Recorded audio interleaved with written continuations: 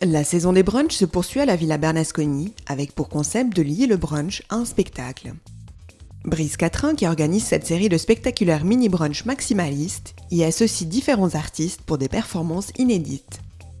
Dimanche 3 juillet, il a formé un duo avec Corinna Pia pour une expérience des plus particulières.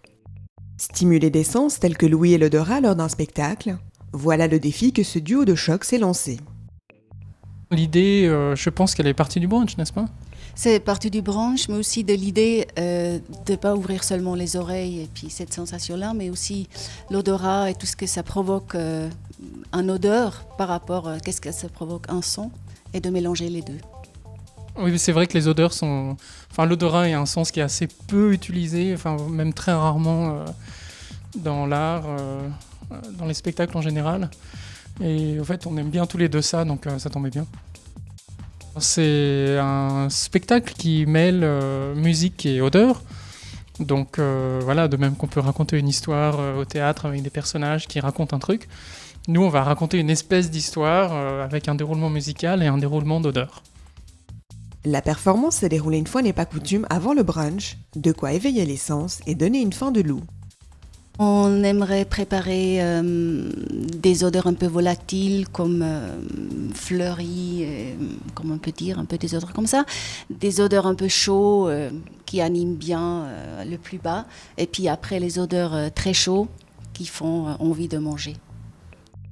Muni de boules quies, le spectateur a été convié à fermer les yeux afin d'inciter l'activation de ses autres sens. Les gens sont invités à s'installer tranquillement dans le beau salon de la villa, soit à s'allonger par terre, soit sur des chaises pour ceux qui n'ont pas envie de s'allonger. Et dans cette espèce de confort physique, quoi, on leur offre un bain de son comme ça. Donc vraiment, le mot bain va bien, c'est un son comme ça très confortable dans lequel les gens baignent, et un bain d'odeur. Voilà. Donc c'est comme une espèce de sauna de son et d'odeur pendant un spa, voilà, c'est ça le mot que je cherchais, merci.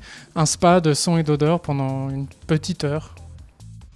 Les vibrations de la musique électronique se frayaient un chemin à travers les corps étendus, tandis que les senteurs se dispersaient dans l'espace pour atteindre les nez. C'est toujours intéressant, je dis d'explorer l'âme humaine. Et en fait, c'est vrai que l'odorat, c'est finalement un sens qui est relié à beaucoup de choses pour nous, aux souvenirs, à l'inconnu parfois, pour des odeurs qu'on ne connaît pas. Donc en fait, vraiment, l'odorat peut créer plein de sensations. Pas seulement juste ça sent bon, ça sent mauvais. Et voilà, pour moi, c'était vraiment une dimension spectaculaire qui était intéressante en soi à explorer. Une performance qui met à l'honneur des sens habituellement peu sollicités. Subtile et stimulante, elle ne laisse pas indifférent. Laissez-vous surprendre lors du prochain spectacle brunch, le 8 septembre prochain, à la Villa Bernasconi.